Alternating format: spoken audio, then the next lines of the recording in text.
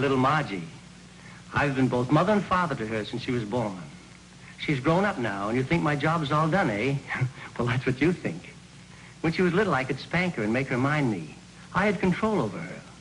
I made her eat her spinach, no candy before meals. And when she disobeyed, I took her roller skates away for a week. But what can you do when a girl reaches this age? She's completely out of hand. I've got a problem, believe me. I've got a problem.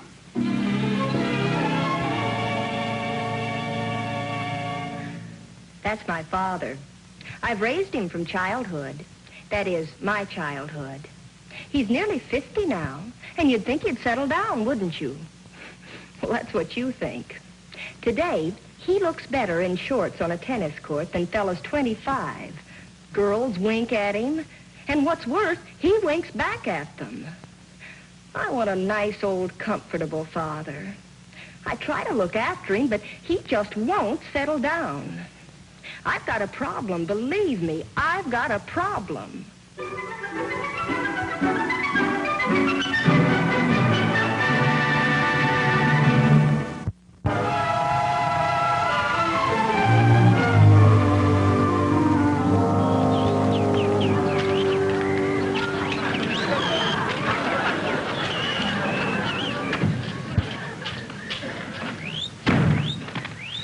Mr. Honeywell. What is all this? This, my dear Mr. Honeywell, is what will make you say, good thinking, Albright, good thinking. Bird calls.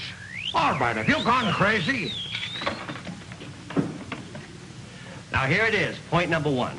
We're trying to make a deal with Mr. and Mrs. Lamont P. Hartford. Check? Check. We've never met them. Check? Check. But we've done a lot of research on them, right? Right. And they're both very eccentric. Check? Check and loaded with lucre. Check. Check. And now Mrs. Hartford, she's a bird fancier, crazy about birds, right? Check. I mean right.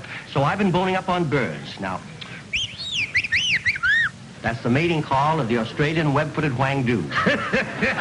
Whangdoo, all right. And now Mr. Hartford, he's a physical culture bug, exercising, health foods, and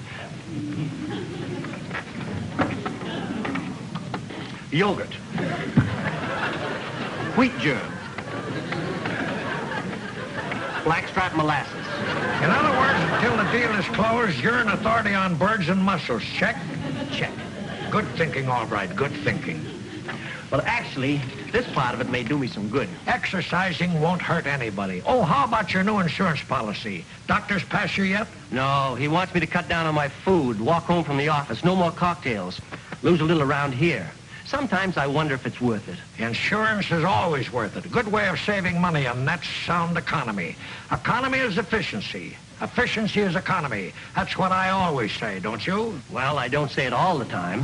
For instance, right in this office, take our wastebaskets. Do you know what I found in one of them today? A web-footed whangdoo? I'm serious, all right. I found this. A perfectly good paperclip thrown away. Why, it makes me furious. Unforgivable. Unforgivable. Yes. Put him on. Chicago, it's Whitlock. Hello. Hello, Ed? Yes. Holy smoke, that was a close one for us. Yes, he's right here. Okay, I'll tell him. Thanks for calling. Goodbye. The amalgamated merchandising deal. I got us out just in time. They're folding. Good thinking, Albright. Good thinking. You saved us $600,000.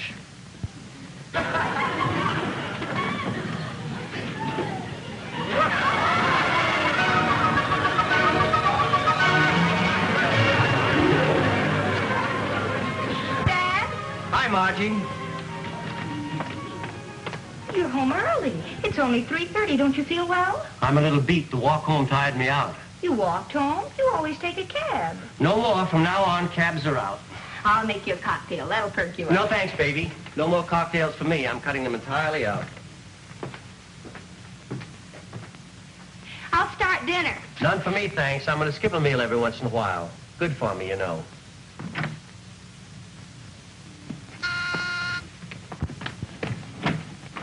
Freddie. Margie, I came as soon as I heard the terrible news. I had to be near you in your hour of disaster. What disaster? Well, it's here in the paper, hasn't he told you? Hasn't he told me what? Your father, Amalgamated Merchandising, they've gone bankrupt. Why, he had a lot of money in it. He's probably wiped out. Dad wiped out? Is he home? Yes, but he didn't say anything about being broke. Well, it's not the sort of thing a man would want his daughter to know.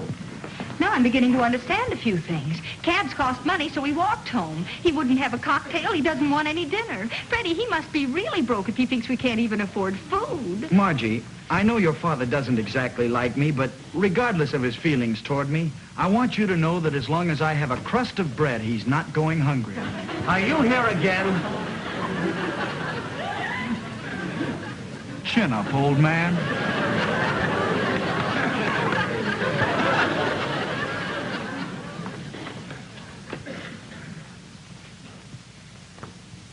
You see, he doesn't want to talk about it in front of you. Margie? Yes, Dad? The Journal of the Doberman Pinschers Breeders Association. Do you read this? No, you do. I do not. You don't? No. Who subscribed to it? I don't know. Every year they send us a renewal form. I make out a check and you sign it. We do that with a lot of magazines. Margie, this sort of waste has got to stop. I understand, Dad. A home should be run like a business. Economy is efficiency, and efficiency is economy. That's what I always say. You're absolutely right, Mr. Albright. Why, people don't realize that money can be here today and gone tomorrow. Why, Freddie, that's actually an intelligent statement. Thank you, sir. If anybody had told me that you said that, I wouldn't have believed them. You're welcome, sir. You know how much I love you. You can tell me the truth. Why'd you walk home? Why won't you eat any dinner? I want to get a little of this off around here. Oh. I'll get it.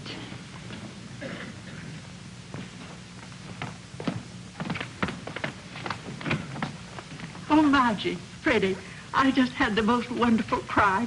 I brought it over to play for you. Johnny Ray's latest platter, a barrel full of teardrops. I'm only joking. You don't look like you're in the mood for jokes. What's the matter, honey? It's her father, Mrs. Odetts. Land's sake, is he sick? It's worse than that, Mrs. Odetts. Dad's been...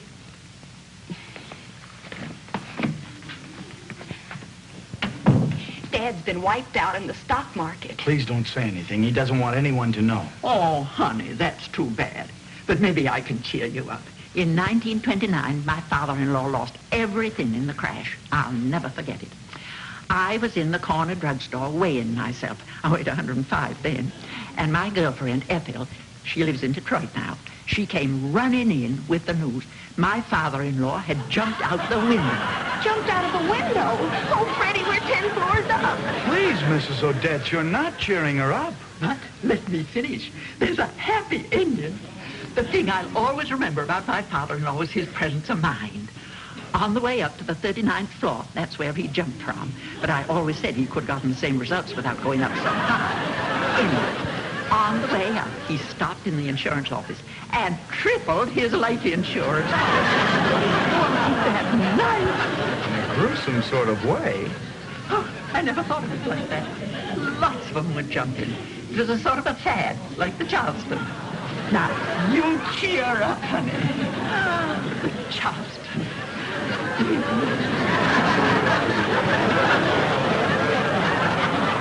Honey, stop thinking what you're thinking. Your father wouldn't do anything like that.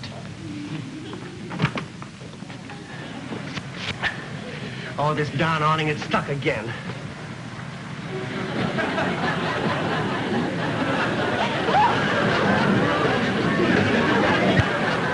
Mr. Albright! What's the matter with you? We thought you were going to fall. That awning's been stuck before, I fixed it before, and I've never fallen. I'm going out. I'll see you later. Where to, Dad? I have an appointment with my insurance broker. When I go, Margie, I'll leave you well taken care of because obviously you're going to need it. Don't worry, Mr. Albright. I'll take care of your little girl, and someday we'll all be together again.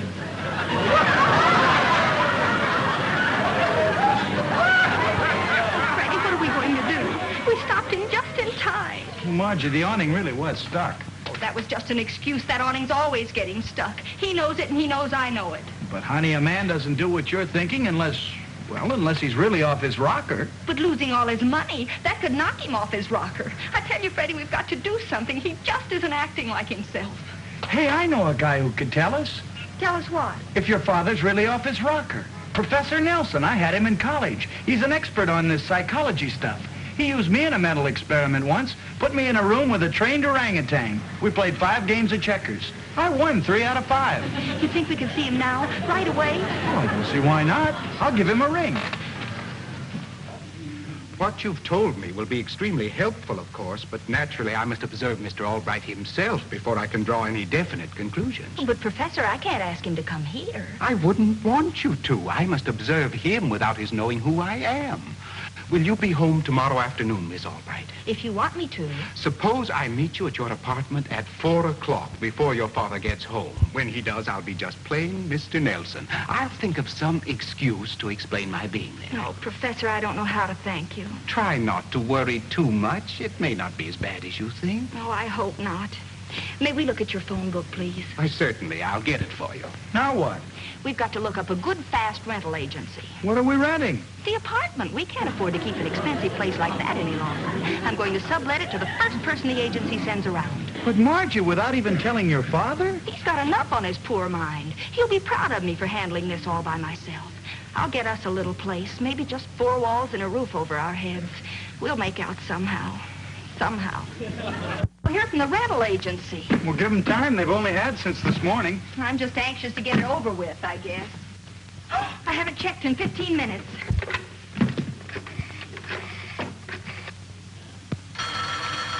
Yes? Dad, how are you? Are you all right? Listen, Margie, for the 50th, 60th, or is it the 170th time today, I'm all right. Well, that's good. But just a minute, Dad. Freddie, at a time like this, a man needs all the encouragement he can get. To know people are on his side, pulling for him. Say something to him. Hello, old-timer. This is Freddie. I just want you to know that I have $82 saved up in my Christmas fund, and you can have it. You want it, Margie. Too proud, I guess. That's the way he is. He'll probably never admit he's penniless. Even when we're living in a one-room walk-up. Margie. What is it, Freddie? You know I don't make very much money. I know. That's why I felt I could never ask you to marry me, but things are different now. Why, Freddie, you're proposing. Yes. I think I can finally say that I can promise to support you in a manner to which you're going to have to become accustomed. Oh, that's sweet, Freddie, but I couldn't. Dad needs me now more than ever before. Well, he could come and live with us. And then after a while, he might even let me come and live with us. You understand, dear. I've got to get him straightened out first.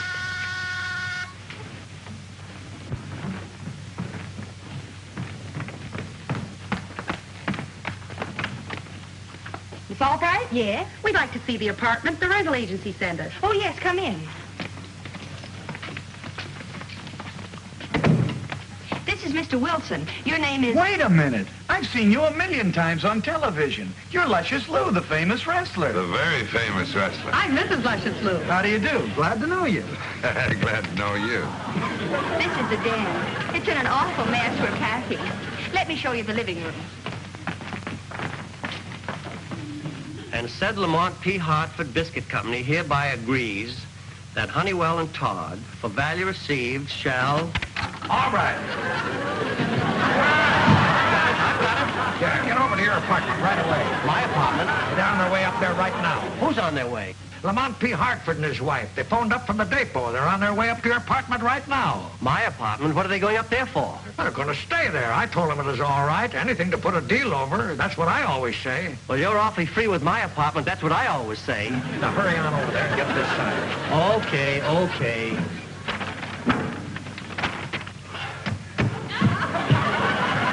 Well, I put this thing on the service porch. Wait, I'll give you some help. There you are. You're welcome. Excuse me.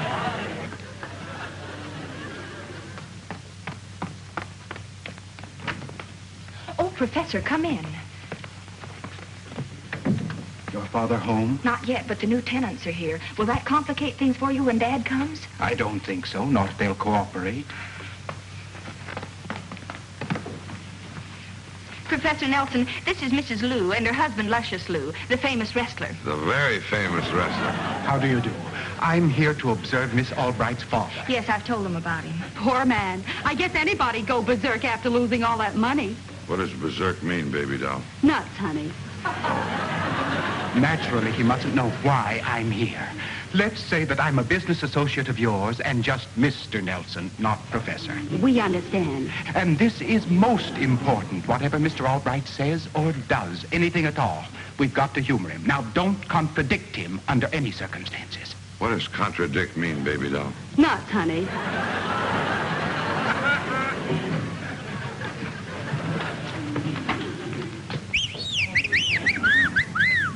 Here's my father now. Oh, you're here already. I'm Vern Albright. Dad, this is Mr. and Mrs. Oh, you don't have to tell me. I'd know him in a minute. I've been building up such a mental picture of you that I recognized you the minute I came in the room. Glad to meet you, Mr. Hartford. Dad! Your daughter wanted to introduce me, Mr. Albright. I'm Mr. Nelson, an associate of his. Oh, very happy to meet you, too. Sit down, folks. And now, Mrs. Hartford, listen to this. Can you place it? Oh, gotcha, eh? The white-headed razorback zingy. Wife on the zingy. Oh, Margie, run out to the kitchen and get me 5 spoons. 5 spoons? That's right. Most extraordinary case. Do everything he says. Everything? To the letter. You said run out to the kitchen? Yes. Crazy kid. I wouldn't be without this for a minute. Oh, good for you. And I've got something for you, too. You'll just love this.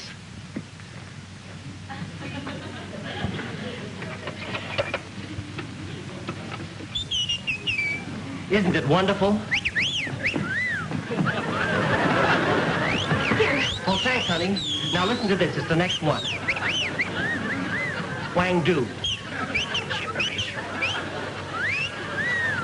Web footer. Oh, don't worry. It'll keep on playing. I've got it on automatic repeat. And now, Mr. Hartford, in your honor, a little treat for all of us. Yogurt, wheat germ, blackstrap molasses. Pass the spoons and keep one.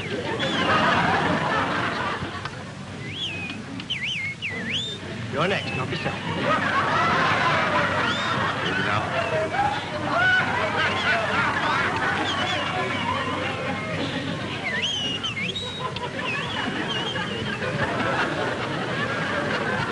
To good health and birds of the world. To good health and the birds of the world.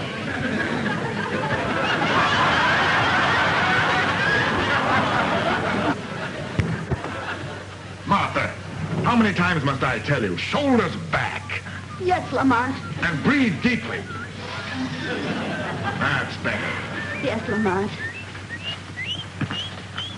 Lamont, listen. Birds. Say, have some more blackstrap molasses, Mr. Hartford. I'll go see who it is. Oh, no, I wouldn't even think of it. I insist. I love to answer doorbells. Say, I'll turn the record over for you. The other side is even better. So whoever it is, send them away, please. I don't want anyone else to see Dad in this terrible condition. Oh, sure. I understand. Thanks. I'm here to see Mr. Albright. Mr. Albright doesn't want to see anybody. What? He can't do this to me. Oh, he can't, eh?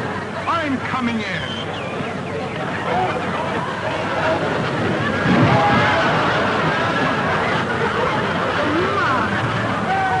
You poor thing. Get him home and he'll sleep it off, I'm sure. Well, that's the end of Honeywell and Todd as far as I'm concerned. Come on, Martha. Yes, sir, Mr. Hartford, this is going to be a fine relationship. We have so much in common. Here, have some more wheat germ. Wheat germ? Maybe now. There was no mistake, Honeywell. I was thrown out. If I hadn't bumped into you downstairs, we'd be on our way to the airport right now. Please, Mr. Hartford, you must have been on the wrong floor. This is Albright's apartment. Oh, listen. More birds.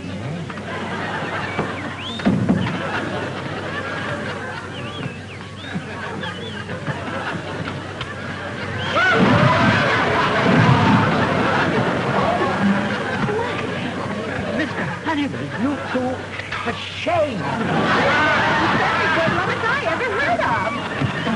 that big cruiser doesn't belong in there. Come on, we'll get the police. Oh, there you are. Come on now, let's talk about this contract. Contract? Oh, contract. Yes. Here, sit down. Thank you. Now, I know that you'll want to sign this because with the money that we're putting into the business and your biscuit know-how, we'll boost your net $1 million a year. $1 million a year? The illusions of grandeur, very sad. If you'll sign right here, I'm sure that you'll never regret it. Sign right here, eh? Yes. Why, what name shall I use? What name shall you use? Yeah. Well, just for a kick, why don't you use your own name, Lamont P. Hartford? Lamont P. Hartford.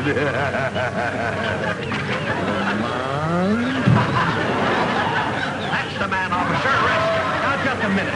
Mr. Honeywell, are you out of your mind? Please, Dad, you mustn't get excited. Mustn't get excited. This is Lamont P. Hartford. He's just about to sign his contract. You're all crazy. I'm Lamont P. Hartford. Lamont P. Hartford. No, Dad, you're not crazy. No, but it wouldn't be hard to get that way. If that's Lamont P. Hartford, who are those people? Well, that's Luscious Lou and his wife, the famous wrestler. The very famous wrestler. Well, what are they doing here? They live here. They're the new tenants. We're moving. Moving?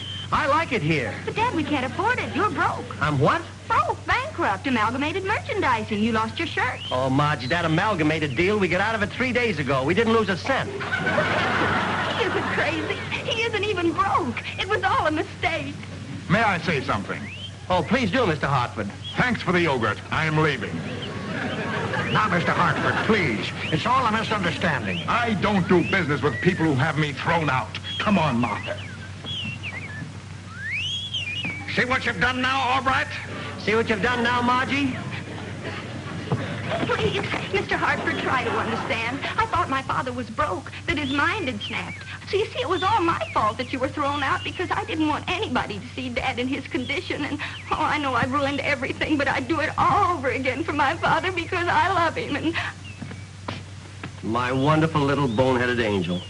You mean more to me than all the big money deals in the world. Quite an act. Come on, Martha. And I made you vice president. I'll be right with you, Lamont. I forgot something.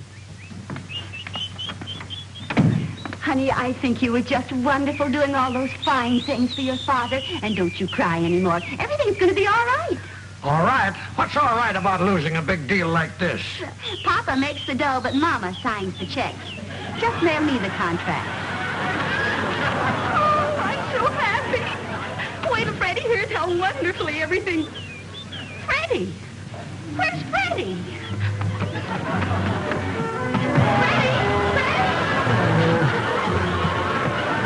Freddie, are you all right? Dad, help me!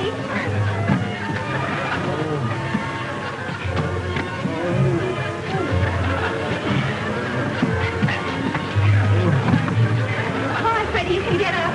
I can't. I'm stuck.